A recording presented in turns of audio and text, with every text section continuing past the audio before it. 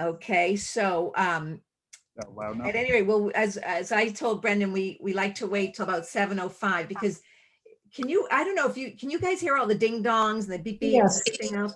So can you Yes. imagine you're trying to give a presentation and you got ding, ding, ding, ding. It's, so I'll wait a little bit, a few more minutes. We had 75 people register. Oh, wow. Oh, and actually, can I remind everybody to mute? Because I just heard something like nails across the blackboard. All right, whatever. There we go. So please mute. Brendan's going to show some slides and talk about Ignatian pilgrimage or an Ignatian approach to pilgrimage. And then after about a half an hour, we'll open it up to discussions or whatever. I don't know if you folks, you saw the books that I sent out. The two that deal with pilgrimages, the Redemption Road and Contemplating the Camino, which doesn't show up that well. There we go. When you have a virtual background, it tries to play with you. So we can talk about that or any other questions you have for him. So with that, it's 7:04. I think I'll turn it over to you, Brendan, so you can introduce yourself, as I say, so I don't bungle it. And we are recording now, so I'll take my sticky off the computer screen and take it away, Brendan. Okay, listen, thank you so much for the invitation. My name is Brendan McManus. I'm an Irish Jesuit priest, but I haven't always been a Jesuit priest. I used to work in computers and in information technology in England for Hewlett Packard, the American company. Of course you do. And so I had a whole career in that. And then before that, again, I was a farmer. We had a farm back at home in the north of Ireland, in Fermanagh, where I come from. It's a very rural part of Northern Ireland. So I think I've had 3 careers, so far in my life, and it's been great. But the walking is probably the big theme that connects everything. And in a sense, life is a journey. Obviously, we're all on this journey. And being on the Camino, I think, reminds us really strongly that, first of all, we're pilgrims. We're on the move. We're passing through. And that life is a journey. And often you get one chance, and you get to live these moments. And we have to be present to ourselves and present to others and present to the experience. But tonight, I just want to tell you a story. It's a very Irish thing, of course. Just the use of a story, and story is what connects everything, So this is my story. It's a true story, obviously, and there's something about the story that helps you to understand a person. And in a lot of ways, the Camino is about stories. You hear other people's stories, and you get to tell your own story. And you get to understand your own story, I think, a lot better because of the interaction with other people. And ultimately, the story of the Camino is a big part of that. And ultimately, for me, as a Christian and as a Jesuit priest, it's a connection with the bigger story, the gospel story. I think you start to see how that plays out in our lives, how the story of love plays out, how the story of redemption plays out. So. I'm just gonna start the slideshow here, and I'm gonna start to tell you the story. Okay, so can you see that? Yeah. Yeah. So this is just the first slide. So I call it Pilgrim Priest, which I really like. This is I was gonna call this. They're gonna use this as the title for my next book. I think if I get a chance to do that, So here's a family photograph from my family. This is me here, but this dubious sort of rugby top, And like there's 6 of us in the family. It's a big kind of Catholic family, standard Irish thing. My dad was a farmer, so he's a big strong guy. And then my mother is a school teacher. And like I was just saying there before we started the call, my mum's not well at the moment, so I'm actually here at home with her, just looking after her a bit, just trying to give back something of what she's given to me over the years. But we had a lovely upbringing on a farm, like a big 120-acre farm. It's big by Irish standards. Outside this place, Lisnaskea in County Fermanagh. we're in the north of Ireland, right? So that means quite a bit, you know, that you're part of the troubles, you're part of that the segregation of Protestants and Catholics, the continual kind of violence and the continual aggravation, and I think that affects you quite a bit, even though in the farming community maybe not so much, because people have to collaborate a lot more, and we had very good Protestant neighbours and we would help each other out because farming demands cooperation. So but I always say that the farming background is what really formed me a lot, especially the love of nature and inevitably like the love of walking, of being outdoors. But this is a shot of the farm here, and this is you know, the grass, putting in the grass in the summer. This is silage, which is a feed for cattle in the winter. So here I am. This is me here on this tractor. I think I was about maybe 17. This is my brother here. If you can see this figure on the grass, and I'm the oldest, and then my brother is the third oldest, and unfortunately he tragically died afterwards. I'm going to speak about that in a while, but unfortunately my father died quite young as well. I was 19, so I had to run the farm for 2 years, and then my brother, the guy here, took over the farm for me. I wasn't interested in farming. That was probably my first lesson about, you know, life and vocation. I just had a very clear sense of this is not for me. I just knew it in my bones. There's something else for me, you know. But this is a mountainous region where we had a lot of land rented, about 200 acres. And my father used to send me out when I was a kid.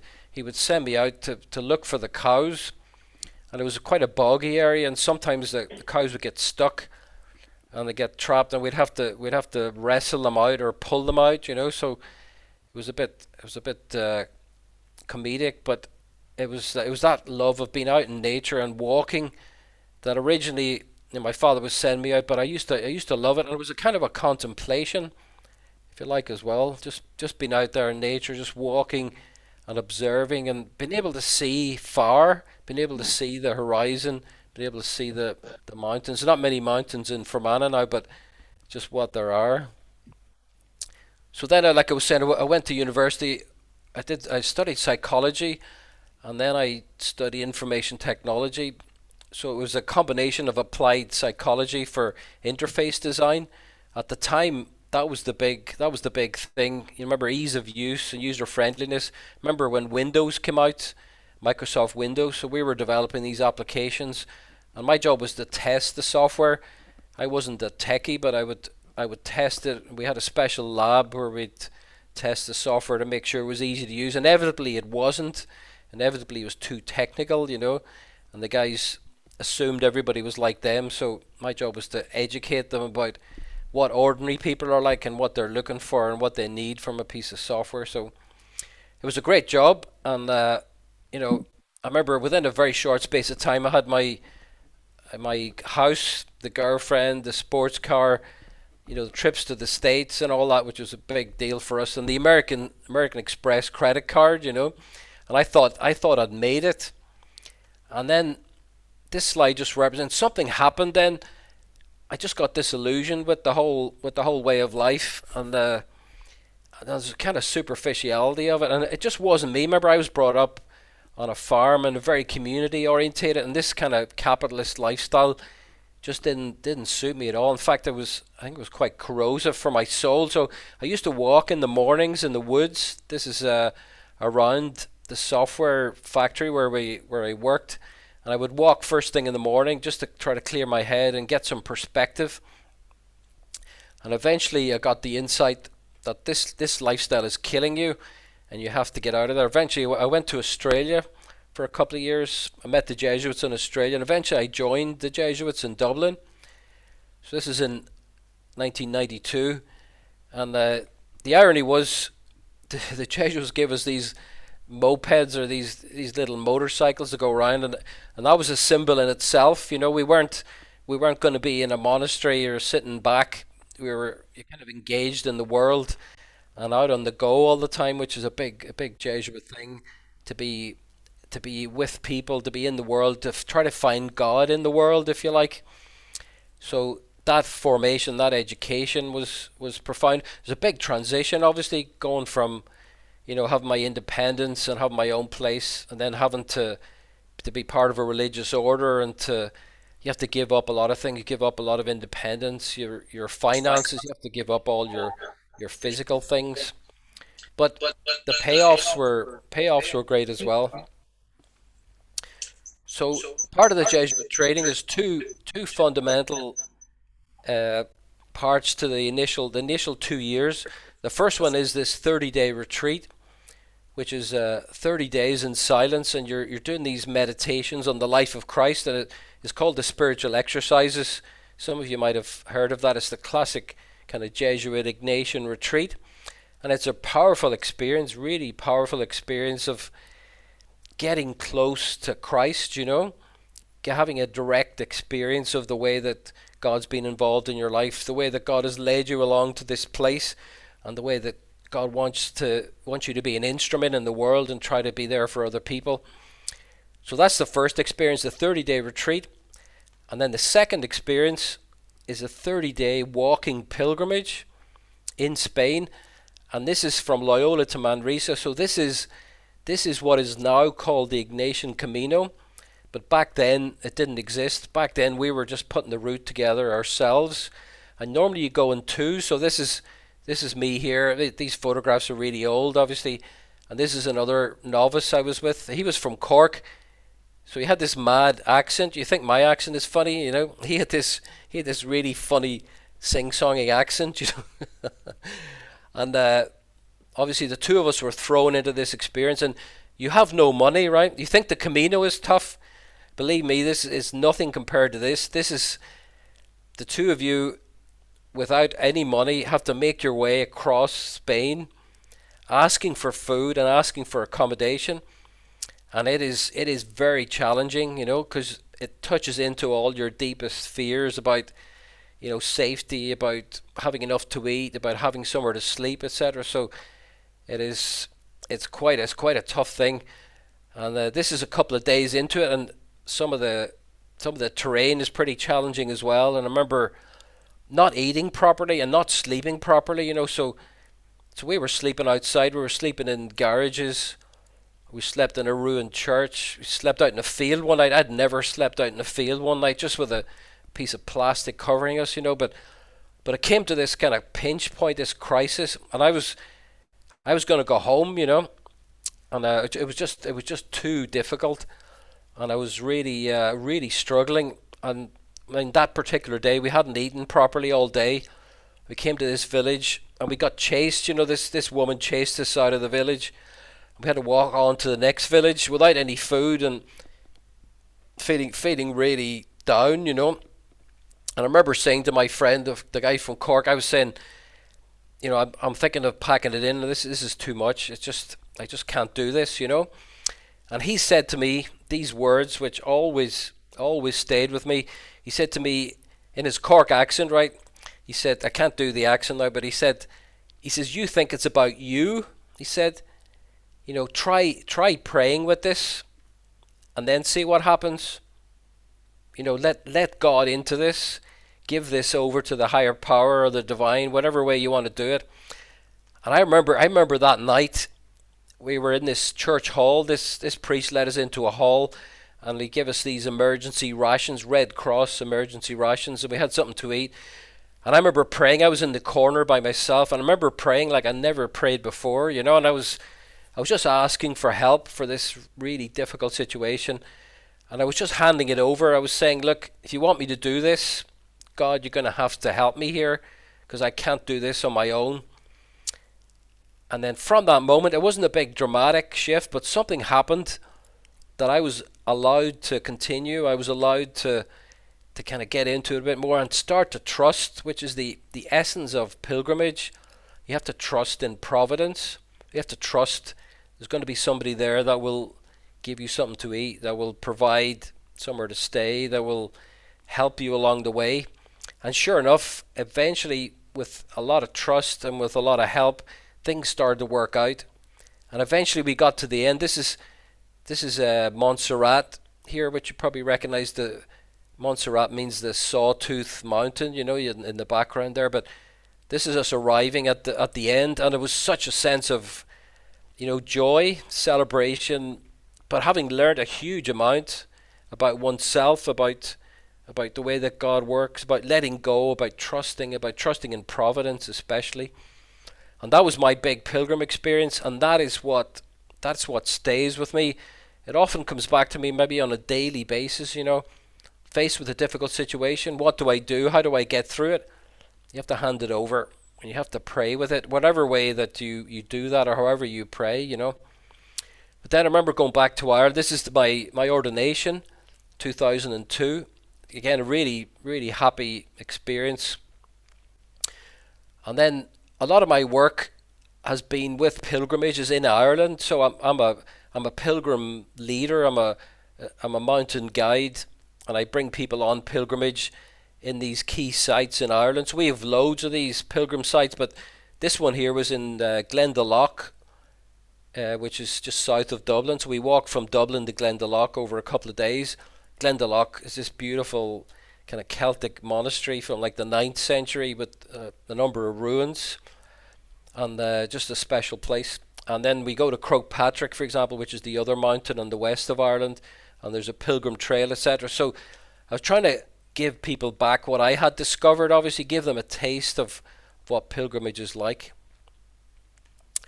So then this kind of earth-shattering moment in my life, remember I said about my brother who had been running the farm. So he died from suicide back at home on the farm, and that was a terrible shock, because the two of us were really close. Remember, after my dad died, and we worked together, and I was trying to help him. I knew he was in a bit of trouble with depression, etc., but you just never see this coming.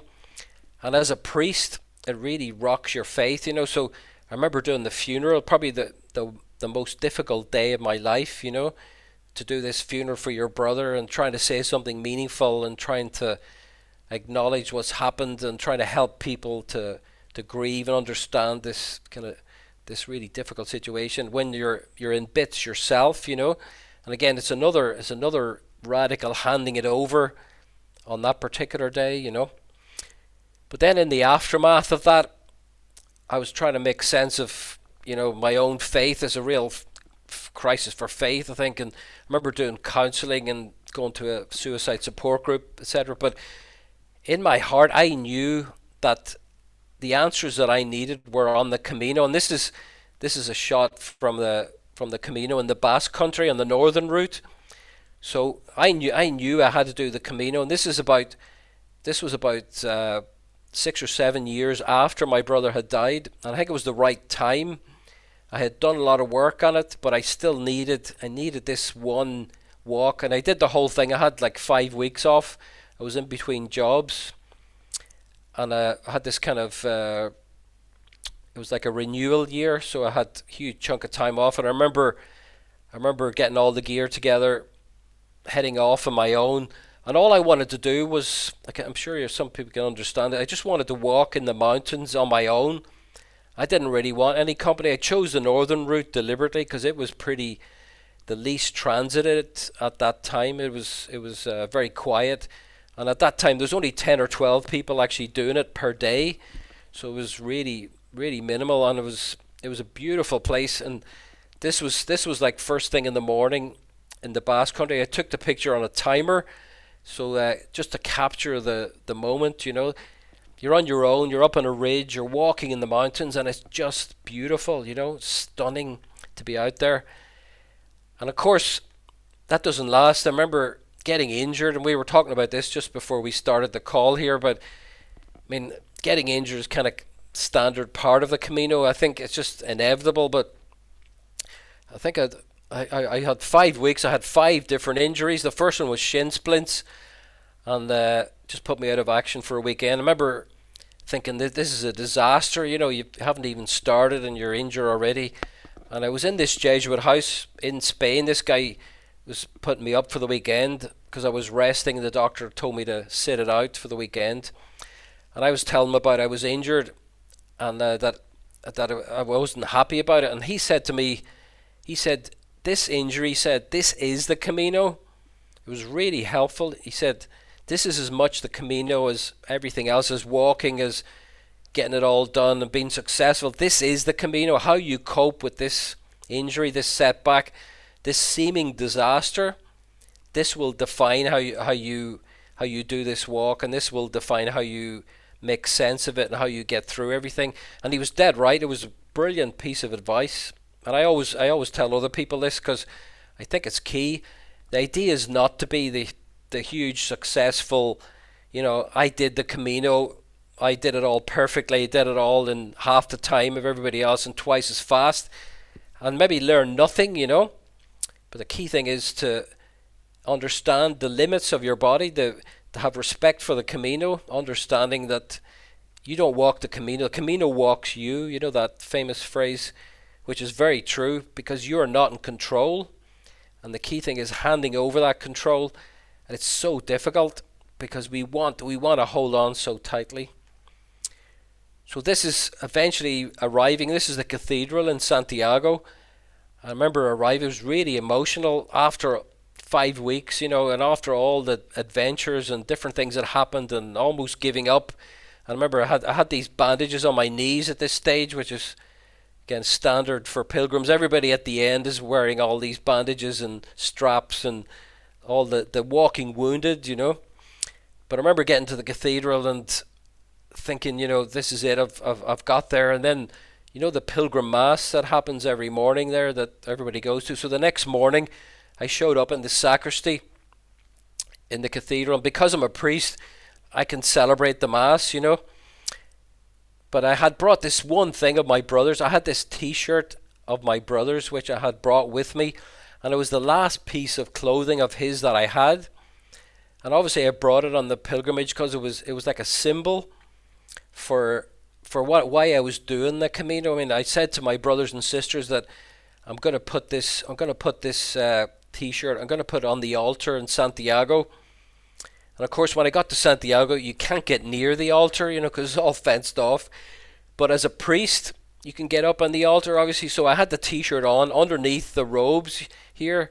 You can't see it here, but I didn't count on how emotional that was, to be up there on the altar and to be wearing the T-shirt. It was really, really powerful. I mean, I get emotional even just thinking about it. And I remember part of the mass that we were doing, I had to say part of it in English, and the part that I got was exactly the part where it says, "We remember our brothers and sisters who have died with Christ." So, like, for me, saying those words in that context, having walked there, it had huge meaning for me, and I really believed my brother was with Christ. I believed that this was part of my ritual about letting go. And I thought that was it. I thought that's it. I've done everything. I've got the T-shirt up there. I can go home now. And I had this little side trip out to Finisterre, the little village on the coast. A lot of people walk out there. I just took the bus out there at the end with a friend. And when I got there, I saw all these scorch marks on the rocks, and I saw some people burning stuff, like burning their gear, their pilgrim gear. And back then, it used to be really common. They banned it now, but I saw the people burning it, and I thought, I just had this really clear insight in my mind. And obviously, the insight was, you have to burn this T-shirt, this thing that you brought with you, this symbol of your brother. This is the time to let it go. And I remember I stayed overnight in Finisterre, and the next morning I went out first thing at dawn, fasting, with the T-shirt in the rucksack, the only thing in the rucksack, and got there, nobody around. And then I realized I'd forgotten to bring a lighter. It's a bit, again, it was a comedy, and somebody showed up, a French pilgrim lent it to me, and I remember burning the T-shirt on the rocks at Finisterre. The T-shirt dissolved into a big mass, and I remember I dissolved. I mean, I just fell apart into the rocks on the ground, just absolutely distraught, and it was a catharsis, a real letting go, it was a gift to me. It was the most difficult thing I've ever had to do. I get very emotional even just thinking about it, but it was the thing that had to happen, and it was the ritual, it was the symbol the t-shirt. It was the ritual of the burning. It was the place at the end, the very end of the Camino, where the Camino meets the sea. Everything just came together, and the whole Camino made sense to me. That's what it was all about. I didn't understand it up until that point. Looking back, and that's the importance of reflection, which is the big Ignatian thing. Looking back on the experience, I could see how it all made sense. Everything led up to this one moment. Everything was a teaching and a learning in order for me to understand what I had to do at that one moment. And then this shot was taken just shortly after that, and I was like a new person. It felt like the burden had been taken off me, the grief burden about my brother. And I remember I was coming home a different person. I remember also I had a swim in the sea there. You see behind, I went down to the little beach and I swam in the sea, and it was like sheer euphoria. It was like being born again, to use that language. It was like you're revisiting your baptism, It was being washed clean, and that sense of renewal, of having the burden lifted, of being set free, that really stayed with me, and it was such a gift to me. And I remember going back home transformed, feeling different. And this is the book that came out of that, just the experience of what happened on that one Camino, that one journey that I was on. And I called it Redemption Road, which I love that the title, because that's what it was. It was a redemption for me and also for my brother, I think. Just letting go of him, realizing he's with God, despite everything. So then that book also changed my life. It became a bestseller in Ireland. It just happened to hit the moment. Suicide is a really big deal in Ireland, obviously, and the Camino is a big deal, plus the Ignatian thing. So I got all these invitations. At one stage, I was speaking once a week somewhere around Ireland. I was talking to bereavement groups, talking to different suicide prevention groups, etc. And it became a big thing, and I got involved with a number of different suicide prevention associations, and did the training to become a counsellor, and then spoke to all sorts of groups, and it was like a whole new ministry for me. So you see how the Camino, not only did it help me to move on, but it gave me a whole new life and ministry and a whole new direction, so that was a gift as well. And I remember I did that for a couple of years, just trying to help other people, trying to help people to get free from the burdens they were with, trying to give people tips about what worked for me, and obviously the Camino was a big part of that. So then this is about 4 years later. Then I went back on the Ignatian Camino again. At this stage, it had become a proper route, a proper Camino route with way markers and with hostels and with a credential, with the passport, etc. So, but the irony was I was actually walking the same route I walked as a novice, remember, way back in 1994. This is almost 25 years later. So it felt like it was a bit of a kind of an anniversary for me, if you like, and going back to my roots, So I remember heading off. This is the Basilica at Loyola, where St. Ignatius was born and where he had his conversion experience. So it's quite an important place in the Jesuit and the Ignatian world. So I remember heading off on that, thinking, this is going to be great, it's going to be amazing, On the first day I walked, and the second day I got up really early in the dark, like pilgrims do. And I was walking along the side of the road, and I got blinded with this car just driving at me on a highway. And I stepped off the edge of the road, and I came down, all my weight on one knee, and cut up the knee really badly. I had to go to a medical centre and I just got bandaged up. It was all cuts and scrapes there, you see all that. And so they checked me out and just bandaged me up. And we had a lot of fun, because I speak Spanish as well, because I'd done my theology in Colombia and South America at one stage, so it was really useful in order to ask for help and engage with people. So, but anyway, they told me to take a day off and keep walking, So I remember, I kept walking, and there was something not right with my knee though. Remember, I'd fallen very heavily, and the walk didn't go as I planned. Again, you can't control it, and my knee was giving me a lot of trouble, and I could walk, but I was limping a lot of the way.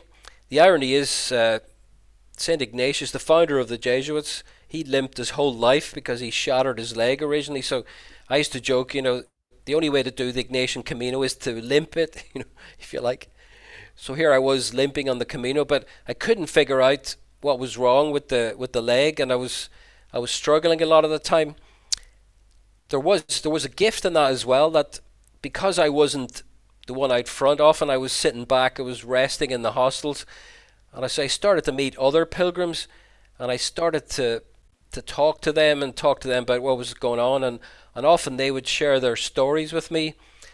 Because I'm a spiritual director, a spiritual companion, so my job is to help people to work through tough issues and to make decisions, etc. So it was a bit of a busman's holiday, if you like, but I was helping people to work through their own stuff and to get insights and to move on. So the Camino turned into a whole different experience than I thought, And meanwhile, this is another medical center. I went to 3 doctors, and they all misdiagnosed the problem. For some reason they failed to address what was the key issue, and it wasn't until I got home that I realized that the kneecap was actually fractured, and it wasn't until they did an x-ray that they realized that, hey, it's been fractured all along, and you're walking on a fractured kneecap, So it was a miracle that I could do everything. It was a miracle that I got away with it. I didn't do any damage. But I had to go into a cast, obviously, when I went home, and then that, like, I'm in this kind of convalescence thing, and I was thinking back to what the guy had said to me in the first Camino in Spain about, this is part of the Camino, this is part of your journey, and to try to accept it and try to live it and try to find the good, try to find God, and try to be grateful in it is really challenging. This photograph kind of captures it's a tough experience, and it gets you down a bit because you're immobile, and I'm stuck in a house in Belfast with these really steep steps, steep stairs, etc., and it's really difficult to navigate when you got crutches and all that. So it was a very challenging time, and I remember doing physiotherapy for the knee and trying to get it back in shape after it healed up. Unfortunately, everything worked out fine, and I got back walking again. But it was a real lesson. It was a real teaching that came out of that particular experience. And then this is the group I was with in Belfast. They were called Flourish. It was a suicide prevention group. But the big insight that I got after the whole Camino, I was saying, why has this happened, or what's going on? And the big insight I got was that whole suicide bereavement thing, it's time to leave that now. It has, you've done your shift, and you helped a lot of people, but it is like opening a wound every time, just like the fracture in your kneecap. It's like opening up the fracture every time you go to talk about it. So the big insight was, it's time to leave that ministry. It became really clear to me, and again, it was a real gift. It wasn't particularly what I wanted to know at the time, because I was so invested in it. And there's huge kudos to be involved in that ministry, and you're untouchable, But inside myself, I knew that this was the right decision to leave that. So I had to resign from that and pull back from all that ministry and all those good things, accepting that, again, I've done my bit, that it's good for me to move on now and do other things. So coming back to Belfast, and then being a spiritual director, getting back on my feet again, and getting my health back, obviously, and also getting a better kind of mental health as well, from moving away from the suicide thing, I think was a key thing. So then that particular journey, the Ignatian Camino, this is the book that came out. It's just come out within the last year. It's called The Way to Manresa. So it deals with the walk, and also it deals with the aftermath of the walk and the recuperation, and that whole journey I just described, the journey to come to a better decision about where I'm going to work, where I'm going to be engaged, and where I'm going to be fulfilled and happy, etc. So remember the key Ignatian thing is that it always boils down to a decision. It always brings you in a certain direction, and it always brings you somewhere, maybe somewhere you don't want to go yourself sometimes, but somewhere that's always going to be better for you. But you have to let go of some things. So that theme about letting go, especially letting go control and abandoning yourself to the to what God wants and trying to be free.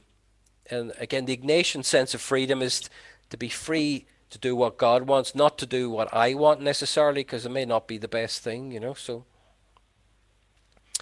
anyway, that's that book, and this is just the last slide here, just coming to the end.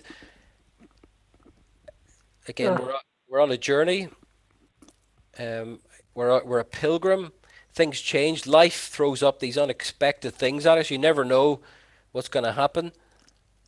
We have to be flexible. We have to be able to read what's going on inside ourselves and what's going on outside ourselves in the world. We have to try to keep making good decisions. We have to try to keep ourselves on the track.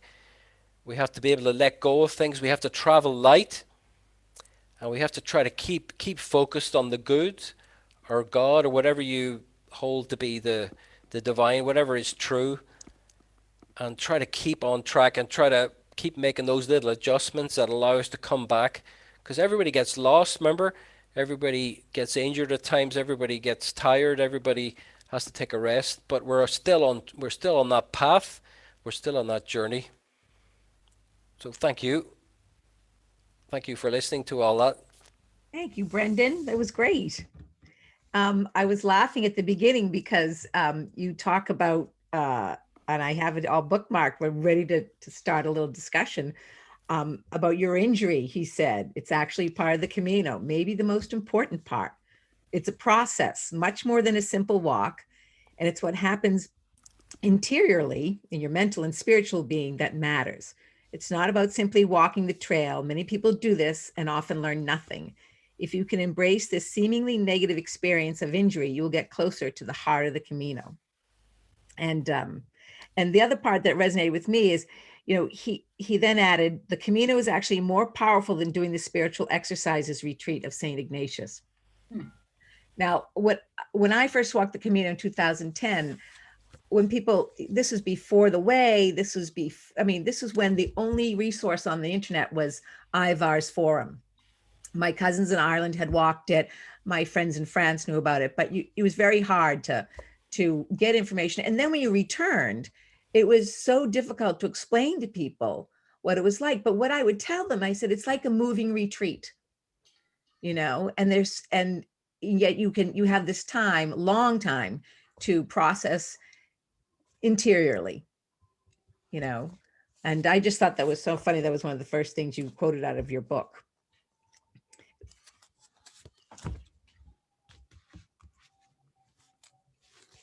Unmute, Karen. Karen, unmute.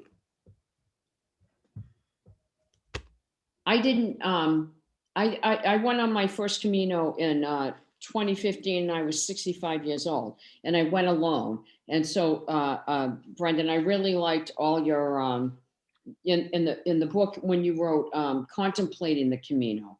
I didn't happen to read that before I went, but I read a lot of other things about going alone. And I thought that was, I like that idea about going inside and interior and things like that. And I loved it I love this little pamphlet of Contemplating the Camino, because your chapters are like 2 pages long. It's great. And you can just open up and a chapter, you just open up the book and read anything. But it says it's a pilgrimage of discovery and renewal, a journey into new experiences of nature, solitude, companionship, and real joy. And that totally speaks to, I just wanted to go on the Camino. And I went for different reasons, as people do. There's always something that draws you there. And when I was walking out, when I would meet some people, I'd say, well, what brought you to the Camino? And most people had a story. And, but to be able to just say, well, you know, and I wanted to do it, I just wanted to do it on my own and find myself. And I thought your book just totally spoke to that. And especially, I'm a woman, I'm 65 years old, I'm going alone, and no one in my family wanted me to go.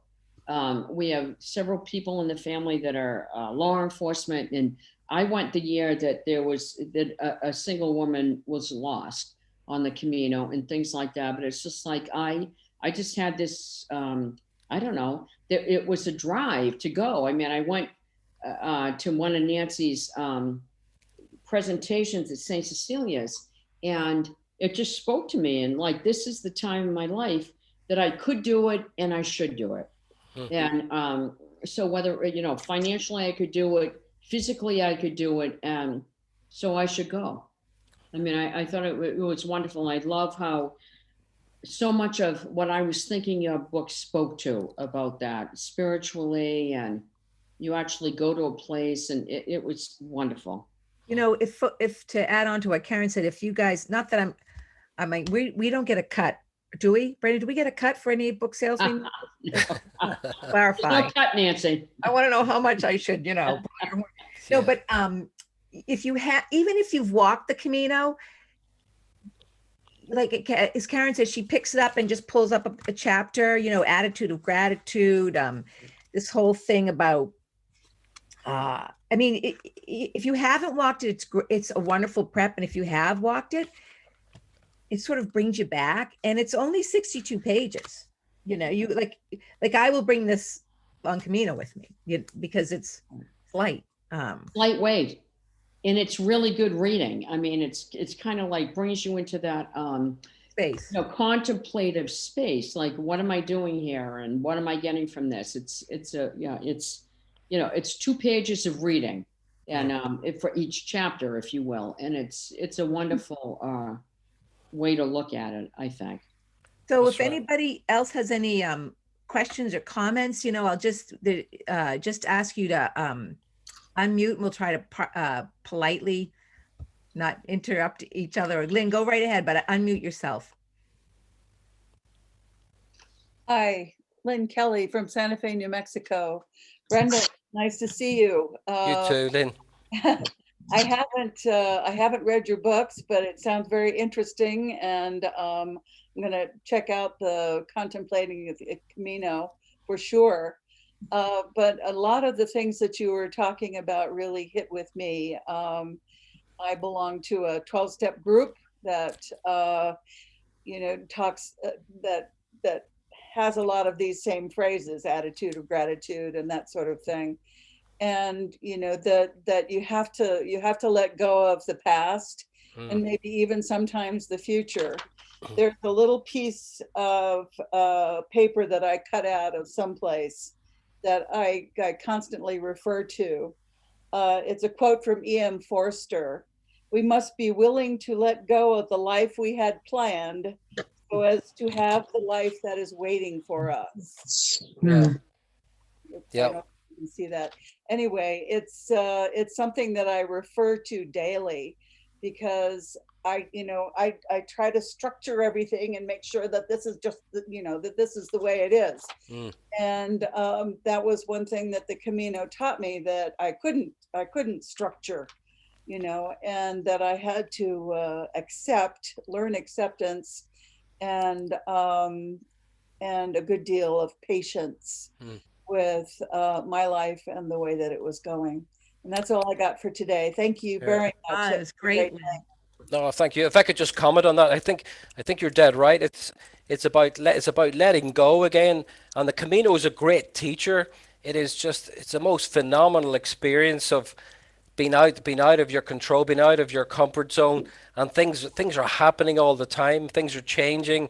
Things are in flux, and you have to be able to roll with it, so you literally can't control it, and it's a futile exercise. But boy, does the Camino teach you that lesson, in so many ways, because things happen, everything goes wrong, and then everything goes right, because that's what's meant to happen. And that the gift of that is extraordinary. If you can live in the live in the gratitude and live in the letting go, live in the freedom of it. So thank you, Lynn. That's a beautiful comment. So this is Mel in Weston, and I just wanted to say thank you very much for speaking with us tonight. I feel that the Boston chapter of American Friends of the Camino have provided for many of us during this pandemic a way forward. And the pandemic, in a way, has been our Camino this year.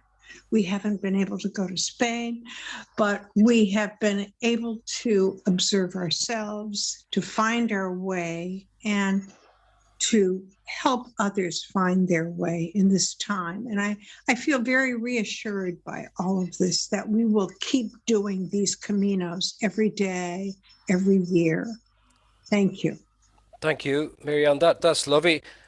And again, I've written quite a bit about the pandemic and different blogs and stuff, but that is exactly on the money, that this pandemic, this crisis we're living, this is our Camino now. Yes. And this is the road we have to walk, and this is the thing that's been thrown in our faces, and this is the test of our pilgrim adaptivity and flexibility and ability to find a way through this experience, having to live all the restrictions, all these things that are for our protection, but finding ways of connecting, finding ways of moving through the experience. And then one day we'll walk out of this, and we'll hopefully be able to say, yeah, I walked that journey, that Camino, with integrity, and I did my best in a very difficult situation, and I was able to reach out to other people, and I did a real Camino experience. So thank you. You just mentioned about that. We were talking about it while you folks were all in the waiting room. One of the things, so I read both the Redemption Road and I actually did read parts of your Manresa book, and also the Contemplating the Camino.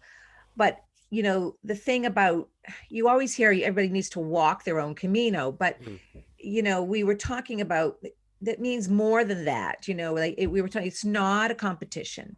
You don't have to do 25 kilometers a day. You don't, except for the last 100 kilometers, you don't have to, you don't have to walk the whole way. And many people, as you know, they're not religious, so it doesn't mean anything to them to get a Compostela or anything. But it's really about doing your own authentic Camino. So I always tell people, and I said to Brendan, even if you don't think you can walk it, even if you don't think you can carry your pack, fill that pack as if you're going to. And as Karen said, if you need to use a service to send it forward, if you have to take a bus, it doesn't make you less of a person. And the way you frame it, Brendan, in your writings, it really pulls it all together. It is part of the process.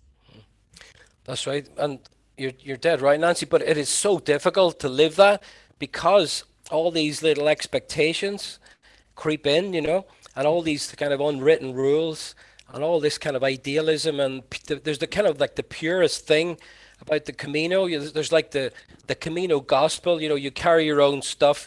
You walk every single kilometer. You don't take any help. You don't get any injuries. You have the perfect Camino, and it's there in the background, and even in blogs and websites, you see this sort of thing coming up a lot. So for people to make that is the huge interior journey that people have to make. But there's no other way of doing it than, just like you said, you have to put yourself on the road, and you have to face into those decisions. How am I going to walk this? How is this? How do I feel with this? You have to reflect on your experience. What is helping me? What is detracting from my experience? What do I have to let go of? What do I have to move towards? What do I have to move away from? And again, the Camino is the big teacher. Our job is to find a way through that, making these little micro decisions along the way in order to get to this place. And it's not just getting to Compostela, to Santiago. It's getting to this interior place of freedom, this place of joy, this place of healing. Because I believe fundamentally it's a pilgrimage, and it's this huge gift of healing, this gift of being able to let go of things, healing old wounds, healing the past, letting go of the past. And these are interior things, but often the journey mirrors the the external journey mirrors the interior journey, and often the things that are happening outside are helping us to reflect on what's happening inside. If we have the, the ability to do that, and just the ability to stop and reflect and contemplate and see what's going on. So you're dead right. And it's that challenge to walk your own path and to make your own decisions and to reflect on what's happening for you and what you need to do, and to have the courage to do that. So Brendan, I did see in your Contemplated Camino book, pamphlet, if you will, there was one of the things that really jumped out at me. It was you talk about it's the inner freedom of being able to like face the fear, and you do it anyway. I mean, when I walked in 2015, I did have a day that was very scary, and it was dark, and it was a dark and stormy night, if you will. But it was morning, and but anyway, it was, you kind of face the fear. I didn't think about it until I read this today, and it's like face the fear and you do it anyway, which prompted me to look up that poem about you do all these things and you do it anyway, and which is the Paradoxical Commandments, and it's a Mother Teresa thing. Is people are illogical, unreasonable, and self-centered, but you love them anyway. I mean, so it's a whole thing about it's a whole poem about things that, if you do good, people will accuse you of being selfish and have ulterior motives, but do good anyway. And so I was in a situation that I was afraid to walk up this, when I was leaving on the Camino up this mountain, and I was alone and in the woods and all of that. And I was afraid, but I didn't really equate it with what you're talking about here until actually what I said to myself is that and I was afraid. It was really the only time on the Camino that I was ever really afraid. And so I'm like, I could sit here and wait for some other pilgrims to come along. But, then I said to myself, you're the daughter of a United States Marine. Go for it. What do you got? So it's kind of like, face the fear and then do it anyway. I mean, acknowledge the fear and do it anyway. And I did that. And, and obviously I lived. Karen, you wouldn't have fear if you didn't get up at ass crack 30. You know that. That's true. It was 5:30 in the morning, right? It was pitch dark. So it was like middle of the night, and I was walking in the woods alone and all of that. But I think that that's kind of the kind of that poem that Mother Teresa actually had on one of the orphanages in Calcutta is based on this guy, the Paradoxical Commandments. And, even though you think all of these things, you know what, you think it, but do it anyway. Even if, you don't, honesty and fairness make you vulnerable. Be honest and frank anyway. I mean, it's kind of that kind of thing, which is interesting. That's right. I often say to people about the things that you're afraid of on the Camino. Those things will probably happen, but they're nothing to be afraid of. I think I mean, everybody has fear and anxiety, and it's kind of part of the human makeup. And in some ways, the Camino touches in a lot of those fears. Remember I said originally about my first walk, it was about sleeping out in a field overnight. That was my big fear, and that's the very thing that happened, and that's the very thing that there was nothing to be afraid of. But that's the very thing that I live out of now. I know that I can do that. I know that I can pray my way. I can get through different situations. And in a lot of life, our modern society has kind of canonized fear and anxiety, as if it was a good thing. Whereas the Camino teaches sometimes you just have to go and do it. You have to walk into that room full of strangers and get a bunk bed. You have to walk on your own over a mountain somewhere. You have to get drenched. You have to go without food for a day. These kind of deep-seated fears. And there's something extraordinary about walking through those experiences that liberates us. And it liberates us from this kind of capitalistic, materialistic mindset, which says I have to be comfortable. I have to be in control, and everything has to work out perfectly. It's completely unrealistic, and it's a real trap. Yep. And it traps us in this little box, and the Camino opens the box and gives us the key, allows us to open up our lives. Because remember, it's not about walking the Camino once. It's about having this Camino attitude to life, like we're talking about the pandemic there, being able to go through our life with the same attitude, this same attitude of gratitude, of openness, flexibility, courage, and that ability to love, which you mentioned, Karen, I think is the key thing. The ability to connect with people, to love them anyway, to work through difficult situations. And the Camino helps with all of that. So thank you. Susan, you've been patiently waiting there, so go ahead. Well, I was just thinking about what Lynn said earlier about this year being the pandemic, being the Camino, and hearing what everyone said in reaction to that. What brought it up to me, Nancy, is that your programs, which I only started, I didn't go to all of them. Some of them I forgot to go to, really wanted to. Happens. But they're like the poppies on the Meseta. When I think about this year of the Camino, of the pandemic, your programs are like the poppies in the Meseta, That's so getting lovely. us through. Aren't you nice to say, Susan? I love that Yeah. image. What a I mean it. lovely image. And if you haven't walked in the spring, you mightn't get it.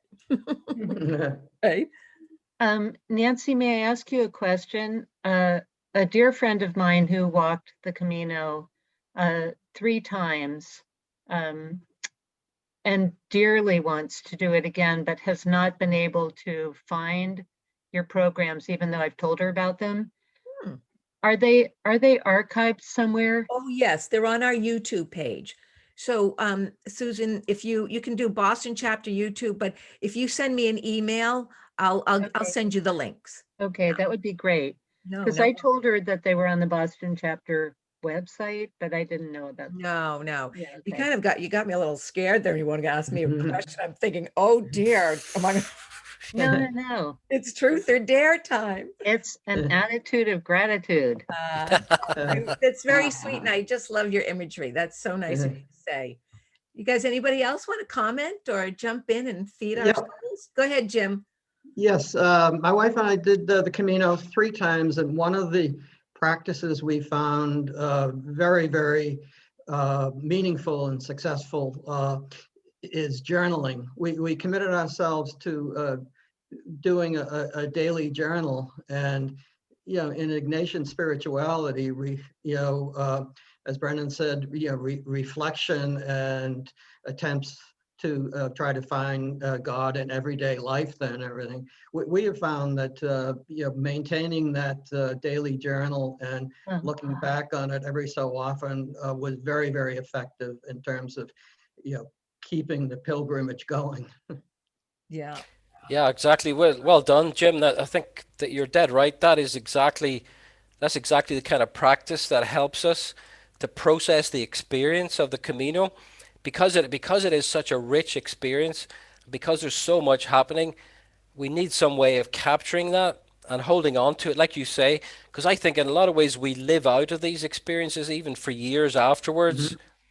It continues to unfold itself and continues to give me these riches, but I think we need some way of capturing it. And that, you're dead right, that Ignatian technique, they call it the examine, is that review at the Yes. end of the day, and journaling is a big part of that, as a help to that.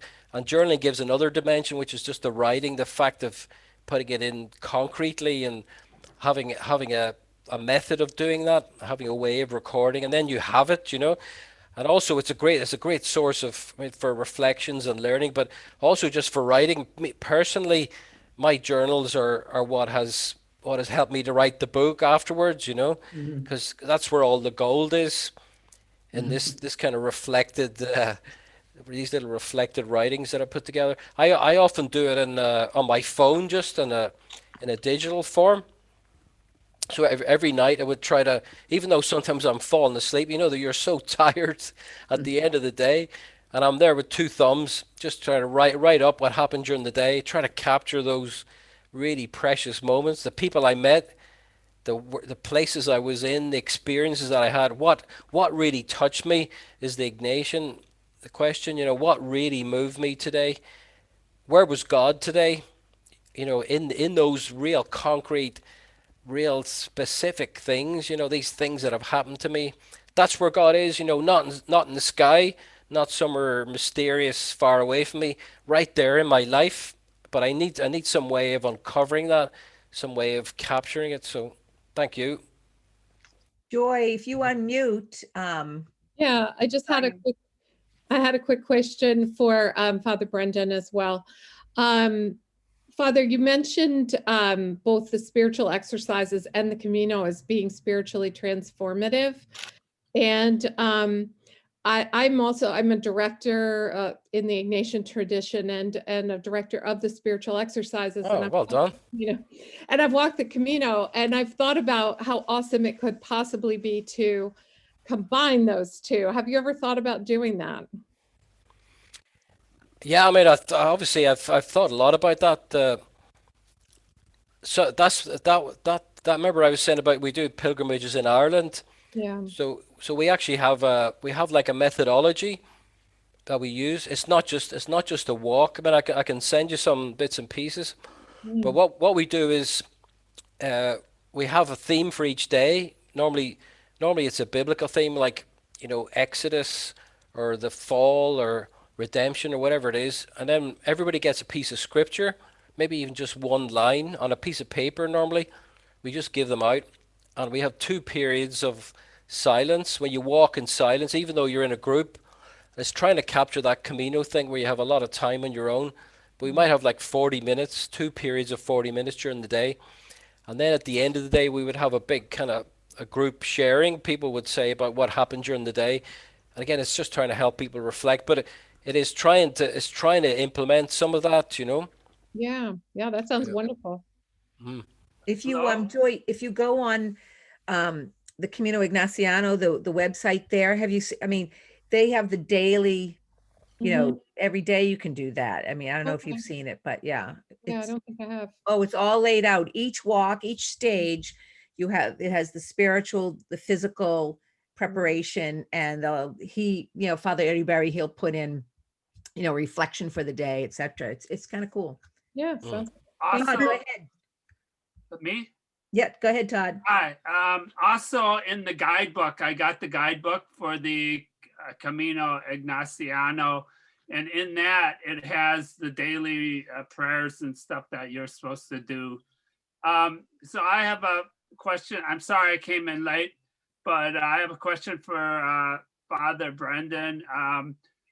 I go to these retreats, the Jesuit retreat house, and one day I decided, you know, I heard about the Jesus Trail and this, that, and the next thing, and I typed in my computer Ignatius hiking trail, and I found the Camino Ignaciano, and now I want to do it. And I've read your book here. Oh yeah. Right there. So Sure. I'm about ready to retire, and I want to do this next year. And I'm wondering, there's a part of this that's different than the Camino Frances. Part of this Camino Ignaciano goes kind of like through the desert. Yeah. And I can imagine back in Ignatius' time, there's hardly any people there now. And back in Ignatius' time, there's probably even fewer people there. Yeah. And I'm just wondering, walking through this like desert for like 80 to 100 miles, if that's where Ignatius came up with the silent business that he's known for. That's a really good question. I think Ignatius learned a huge amount from his pilgrimage. Remember, he walked that actual route, obviously Loyola to Manresa, and they say that the spiritual exercises is all based on certain experiences that he had along the way. So different places give him a different experience. And there's one place where the trail forked. There's a very famous Ignatian story about, remember this, he met this Moor on a horse, and the Moor was insulting Our Lady, and Ignatius was going to kill him, take his dagger and kill him. And the Moor went off a different road, and he let the horse decide that he was on, and the horse took a different road. And so he didn't kill the guy, with the dagger. And this was the beginning of discernment, which is this process of trying to decide well, So the physical trail brings up this experience about the God's working with him in some way. So I think Ignatius had these specific experiences, but I think each of us we have our own trail to walk, and we have our own types of experiences, and all you need is that Ignatian, the reflection thing. I often see the Ignatian system is you're here, and the reflection is looking back, and discernment is looking forward. So it's like the two parts of the process. But all you have to do is live the process authentically, and you will have the same experiences inevitably, as Ignatius did. And I don't think it's particularly linked to, special place. I mean, I think each place brings its own pressures and different challenges, but God works with people uniquely, and God takes people where they're at, and great things can happen if we can open up ourselves, and if we can process what's happening is the key thing, especially when it gets difficult. I have this other article I wrote recently where I talk about pilgrimage as a U-shaped curve, so that things often get worse before they get better, and sometimes as pilgrims we can have this naive thing that everything's going to be great, everything's going to get better and better, and it's going to be amazing. But in fact, what often happens is we fall into a hole, we get injured, things go wrong, we have a bad day, and if we can hang on in the bottom of the U, that is the key part of the Ignatian exercises, and that's the key part of Christianity, which is the cross. Remember, the cross is the dark night of the soul, the being on the cross with Jesus, the crucifixion, the apparent absence of God, right? This is the crunch, and if you can get through those moments, I think that's where the huge learning comes. That's what helped me on the Camino, understanding that U-shaped curve, understanding the way the cross goes from light to darkness to light. It goes through you have to pass through the passion in order to get to the resurrection. There's no kind of cheap grace, especially on the Camino. There's no kind of cheap shortcuts or easy way through, I think. Of a liminal experience. Liminal experience, and hanging on in those liminal moments, that's the crunch, and not just giving up, and finding a way through difficult situations. Susan, did you have your hand up? Yeah, I was wondering if someone could post a link to Father Brendan's pilgrimages in Ireland. How we could find out about that? Oh, well, Brendan, you could, Yeah. well, I can send you some links. yeah, and if you send them to me, I'll disseminate them. So, but I would ask you, because I'm not as bright as I look, to email the chapter so I can remember to send it to you, Yeah. please. Thanks. Yeah. I had Anyone- another. Go ahead, Todd. I had can a only see one question. screen, so if I'm ignoring somebody, please Okay. just speak up. Go ahead, Todd. I had some questions that I had written in. Did he answer those previously? I haven't seen those yet. Oh, wait a minute. Let's see. Sorry, Todd. Let me see. Okay, well, I'll tell the questions. No, they're not here, hon. Right. I thought I emailed them in. but Oh, I guess maybe you that, must have emailed them late because I was online late. I think it was this morning. Really? All right. Well, go ahead if you want to ask Okay, them. so I my question apologize. for Father Brendan, I'm I like hiking poles, even though there's stuff that I hike that doesn't really need it. For the more difficult stuff that I do, I like hiking poles, but Yeah. I find that they save me from falling down at least once or twice a day. Mm. So I'm just wondering, again, I've maybe not a whole lot of people have read this book yet, but a lot of the book is because you dealing with a bad injury, Yeah. a really bad injury. And I was wondering if you were using hiking poles then, or you were just walking along without any hiking poles. No, I actually had hiking poles. I mean, normally I would use them myself, pretty consistently. I did the first Camino I did, I didn't use them, but I have recent years I have started to use them because I think it helps and it takes the pressure off your knees, you know. But I have another article that I wrote. I'll try to find it for you online, but it's called "It's Not About the Gear." And Yeah. I always say to Camino people, look, I wouldn't get too fixed on particular pieces of equipment because often it's not about that, you know. But that's just a personal thing. Let me see if I can find that. Though for me, Todd, I have to walk with poles. I would not be able to finish it. But I was just wondering if he was using poles when he got injured or not, or if he wasn't using the poles, or is it was early in the morning, he couldn't see very good and he hit a pothole or something. Yeah, I So- stepped off the road, but the poles wouldn't have saved me, Todd. It was kind of The car coming at you. there's a car coming at me and I just stepped off the edge of the road, you know. Mhm. Todd, I can speak Better to that. than getting hit. Yeah, I can speak to that for a minute. I was on my third Camino, I was walking from Leon to Santiago, and I was on a flat piece of trail, if you will, or what it wasn't hilly, it wasn't any of that. And so I did not have my poles out. I mean, I have poles, but I wasn't using them at the time. And I ended up rolling my foot on a rock and I fell and I broke my wrist. And I am Wow. convinced if I had had my poles, that would not have happened. Because that ended my Camino. I ended up, it was broken badly. And it is another whole story about how I got that all. I ended up having to come home and having surgery. But I am convinced that if I had been using my poles at the time, even though it was on a flat surface and that kind of thing, that I would have been able to catch myself and not fall. You have to Especially also, if sorry, you're Karen. carrying a backpack. Yeah, that's what I was about to say. With the backpack on, if you trip, and even if a little trip, you have all this weight aiding you to go smashing to the ground. And I've been there. Yeah, yeah. Anyone else, guys? I just put a few links into the chat there, just some of the articles I've written. Okay, Marnie, go ahead, unmute, love.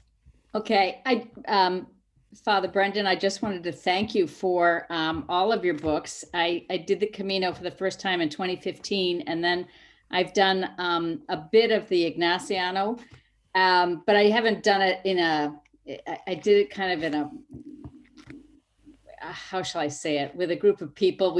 It was a little, it wasn't as rustic as it might have been. So I am planning on that one time, but I came across your book, Redemption Road.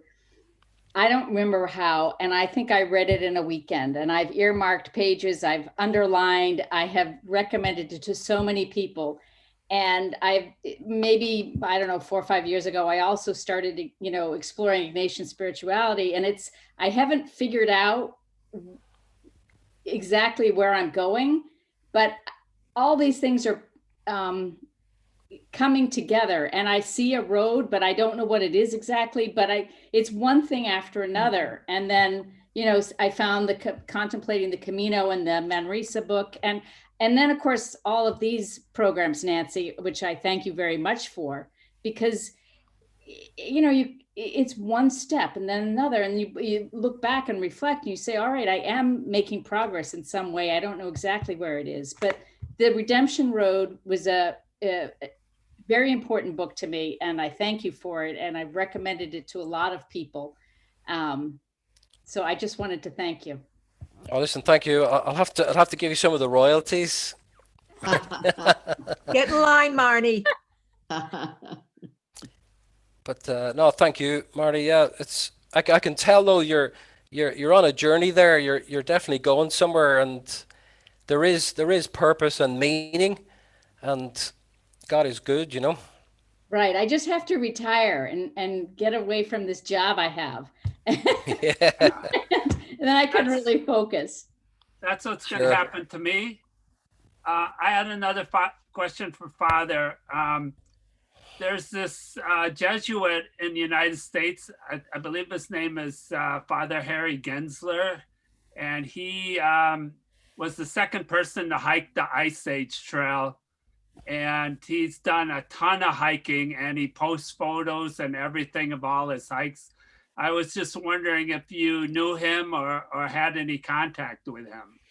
I don't actually know him at all. Maybe you could type his name into the chat for me so I could look it up. Okay, Thank you. I can figure out how to do that. Yeah. All right, I'll see if I can find his website here and stuff like that. And also, He's got a Todd, great website. could you send it to me at the Boston chapter? I looked and I did not see your email in the inbox. So, Okay, but maybe send it to me as well so that I might forward it to folks here. But I do want to be respectful of Brendan's time. It's now 1:20 in the morning. So if you have I love you, Brendan. comments or questions, jump in fast before he starts snoring. Yeah, before I start to fall asleep here. Anybody, you guys? Hi, Maren? this is Maren. I do not have the words to tell you how special it was to listen to you tonight. One of the reasons I love these events is because we instinctively understand what each person's trying to say, having most of us been on the Camino, but so many things you said tonight resonated with me. My first week on my first walk, I went alone, 2015 French route. And the whole first week I had plans of where I was staying and how I was doing this. And every single day my plans fell apart, and I struggled and I battled, and it was a rough week. I had shin splints.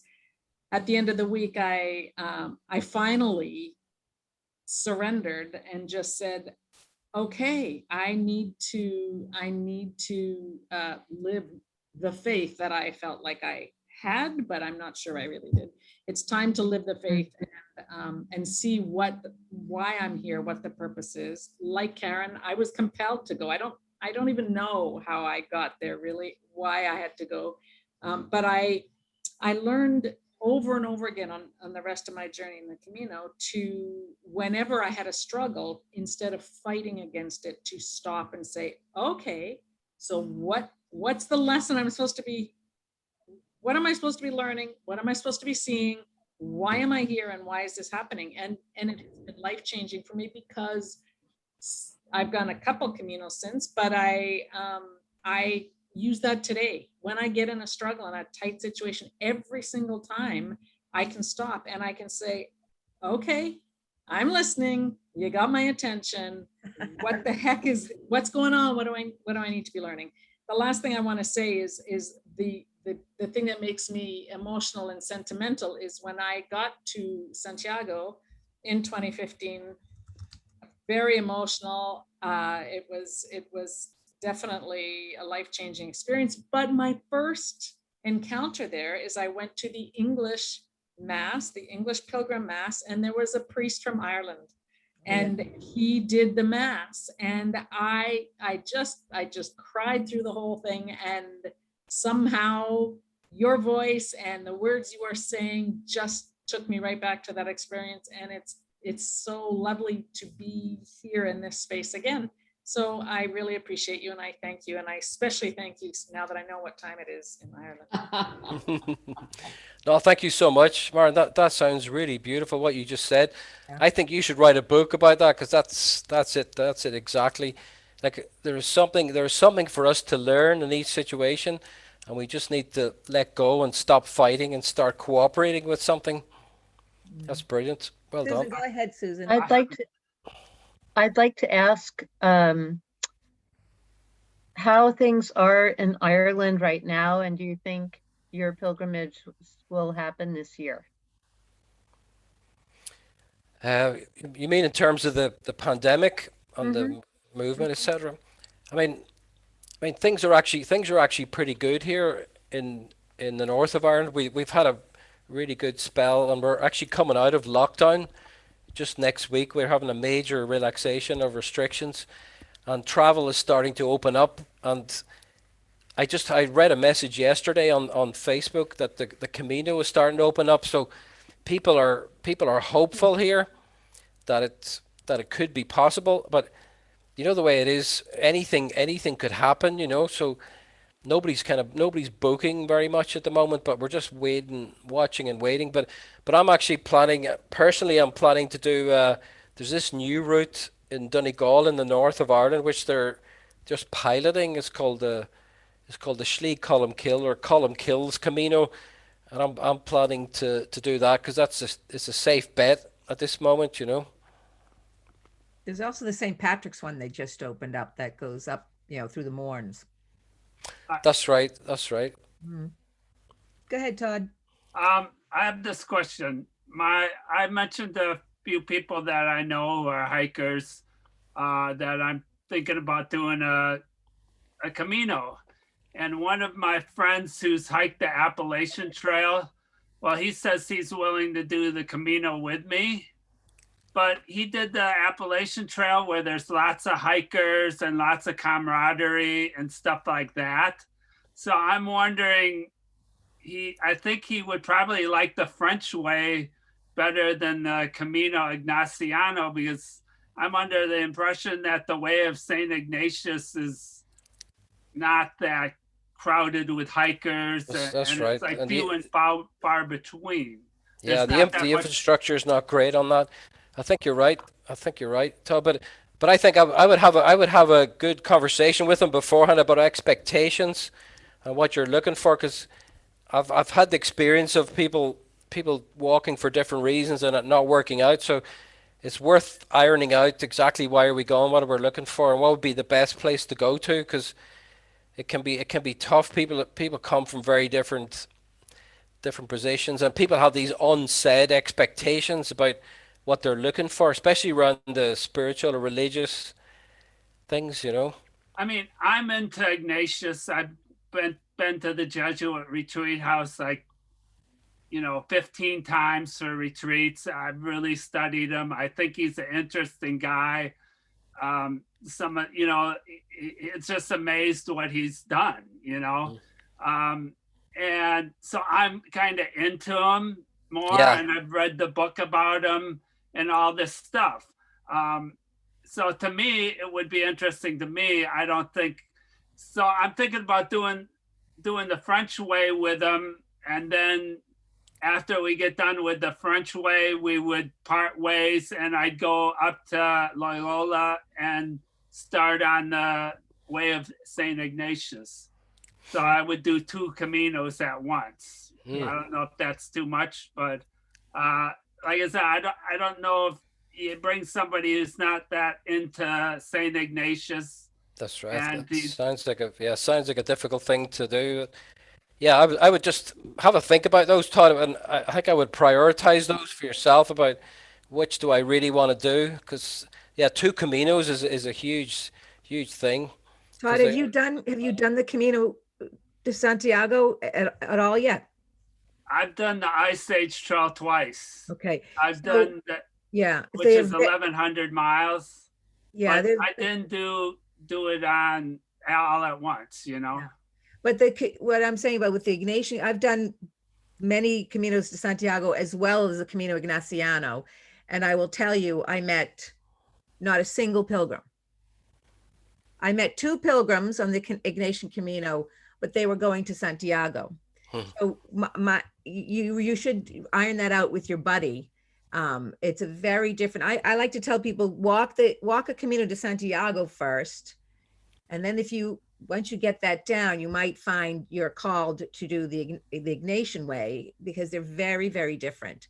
And your friend, you as Brendan says, you should really iron that out, because it's a very, very different experience. Well, I'd back you up on that. The Caminos intersect for like 6 miles near Logroño. I don't know if that's how you pronounce it. Yeah. So Navarrete. Navarrete to Logroño, but it's just minimal, Todd. Though it's a very small stretch that it overlaps. But what it does do is it follows the Camino del Ebro down to Barcelona. So there are some albergues once you get to Logroño and you start heading southeast. So it's not like up in the mountains where you have to make, in my opinion, you have to make reservations. You'll be sleeping outside like Brendan. And the desert is the desert. There are places, there's one town, there's no place to stay. So you have to make a decision. Do you taxi back or you go forward, taxi forward? But if you want, if you ever need advice on either the Ignatian or any of the other ones, you just send us an email.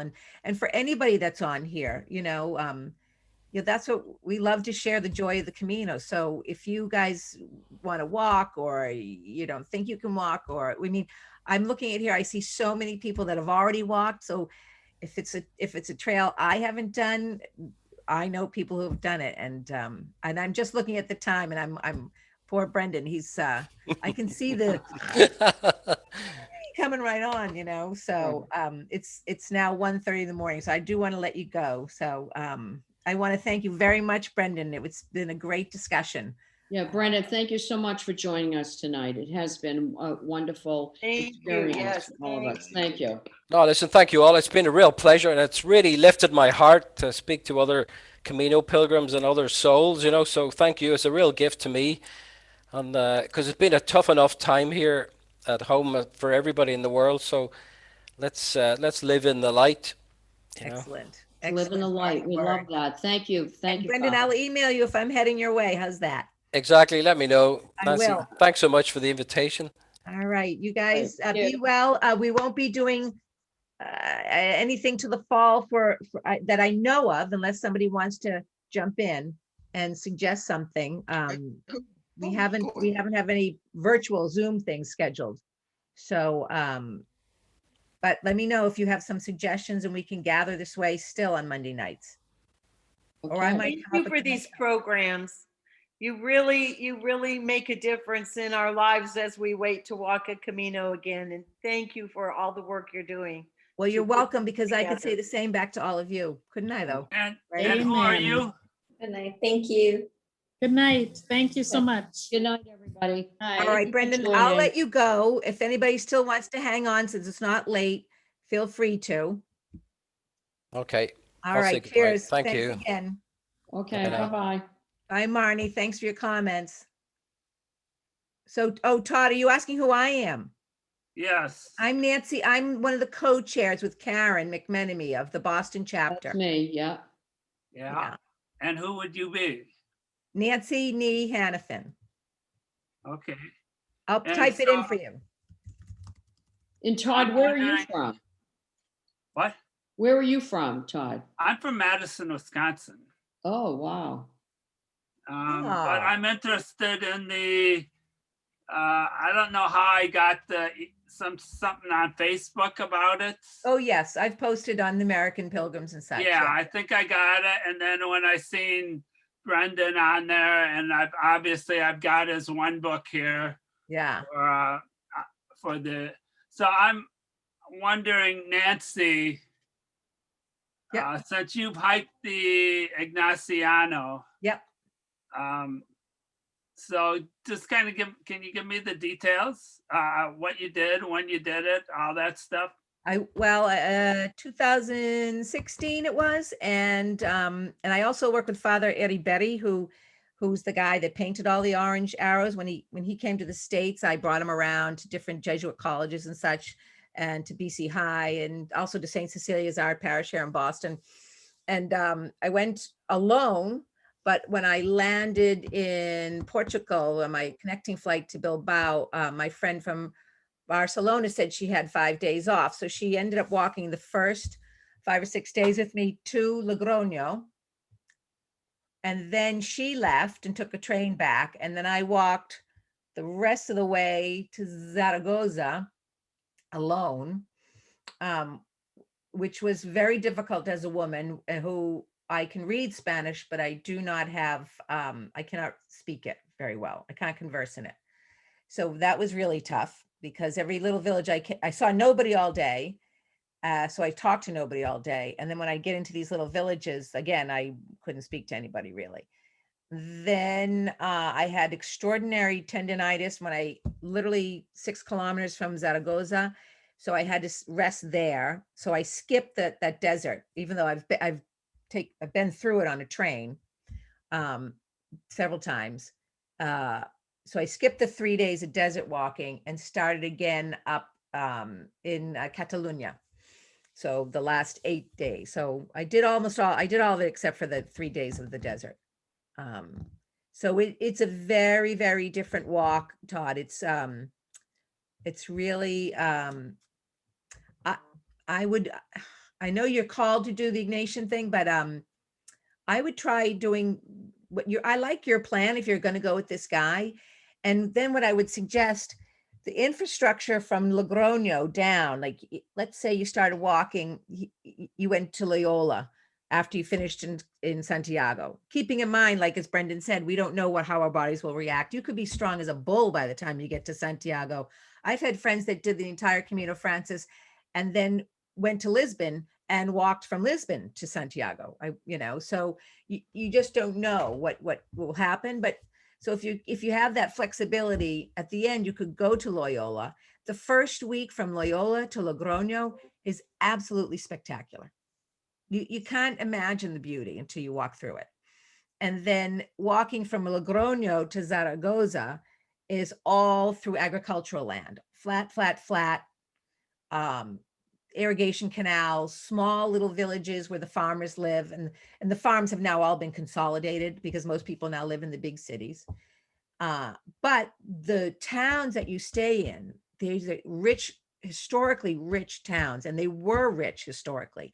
So beautiful collegiatas, churches that they're trying to reinvent themselves, a little gastronomic centers for tourism. And then when you get to Catalonia, you're another spectacular stretch.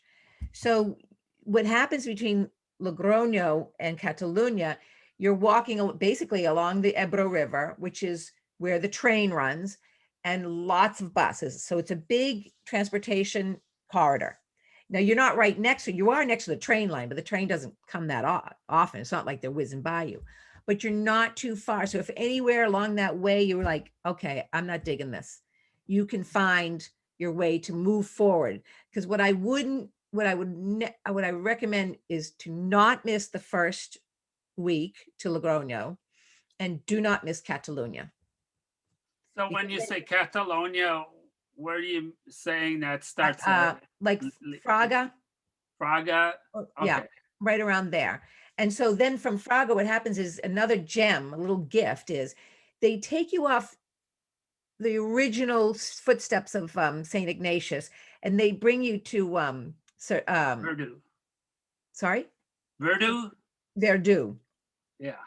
An absolute, like, I can't believe that, you stay in Père Claver's house, and it's a gem of a little town in and of itself, but to stay in a place where this man was born and raised, and he literally sacrificed his life to help the slaves of South America. I mean, do you know about Claver? Père Claver? Peter Claver? Not a whole lot. Oh, Google him. It's shocking. Absolutely shocking what he did. He went to Cartagena at the 1520 and just worked with, they were having, I don't know how many hundreds of thousands of slaves a year, or tens of thousands coming into that port. And that's how he spent his life ministering to them. So it was a blessing to be able to just be in that space. And anyway, so that's what I would recommend doing. You can jump off like I did in Zaragoza. I couldn't walk, so I just took the rest days and skipped forward. But I would not miss, Loyola to Logroño, and I would not miss, say, Lerida. The other town is Lerida, Lerida, forward to Manresa. It's just spectacular. Okay, I appreciate that. And as far as were you using like booking.com, the book stuff? Or Yep. Yep. otherwise, because there's no albergues quite as much in that section, on the Ignaciano.